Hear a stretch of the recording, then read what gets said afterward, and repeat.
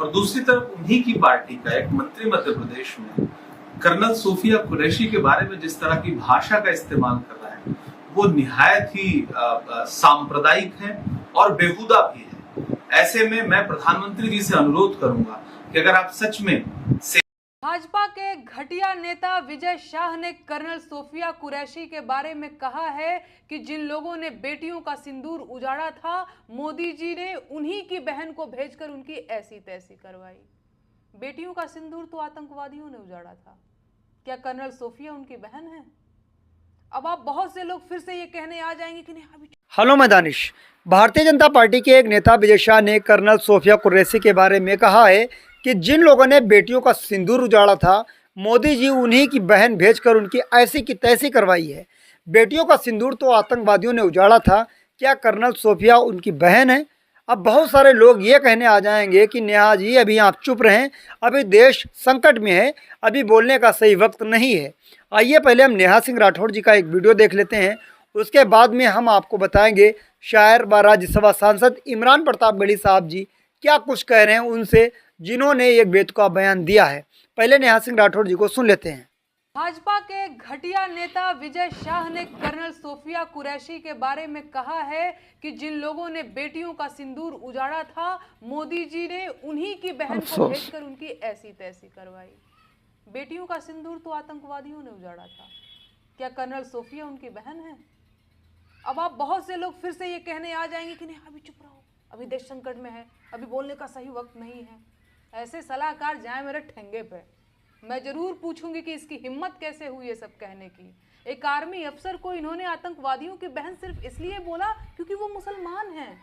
आपको क्या लगता है इस दो कौड़ी के नेता में इतना बड़ा बयान देने का हौसला कहां से आया होगा? मैं बताऊं, इन्हें ये हौसला अपने उस महान नेता से मिला है जो मुसलमानों को पंचर जोड़ने वाला कहता है।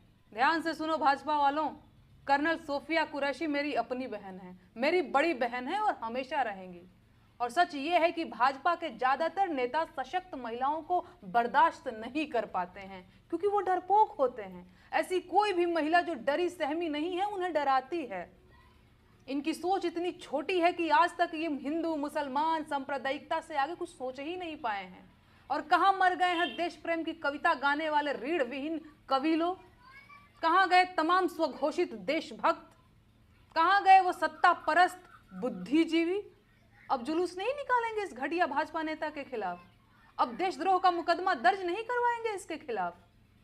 ये भाजपाई कितनी भी एक्टिंग कर ले, मुसलमानों के प्रति अपनी नफरत को छुपा नहीं पाते हैं ये लोग। इस घटिया नेता ने देश भर की महिलाओं के मनोबल को तोड़ा है, आर्मी के मनोबल को कमजोर किया है और सैन्य बलों में मौजूद महिलाओं को दुखी किया है, पूरे देश को कमजोर किया है।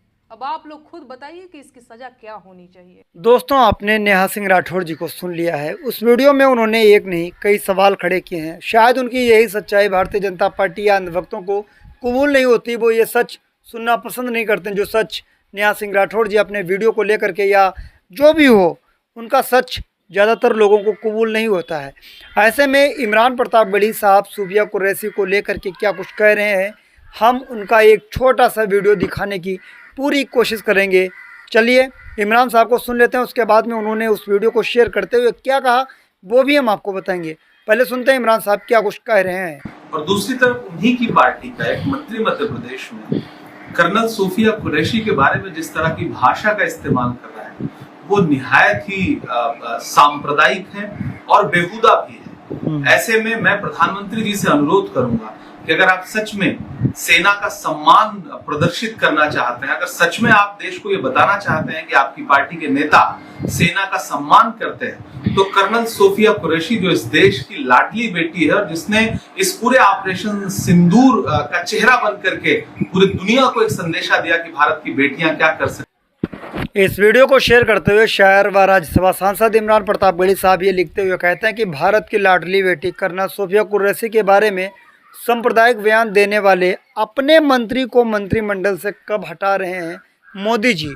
भारत की गौरवशाली सेना का अपमान करने वाले अपने नेता को पार्टी से कब निकालेगी ये भारतीय जनता पार्टी? जी हाँ दोस्तों, इस वीडियो को देखने के बाद आप क्या कुछ कहना चाहेंगे ये कमेंट्स करके ज़रूर बताएं। हम इसी तरीके के वीडियोज़ अपने चैनल पर लेकर हाजिर होते रहते हैं। मिलते हैं किसी और वीडियो के साथ, दुआओं में याद रखना। जय हिंद।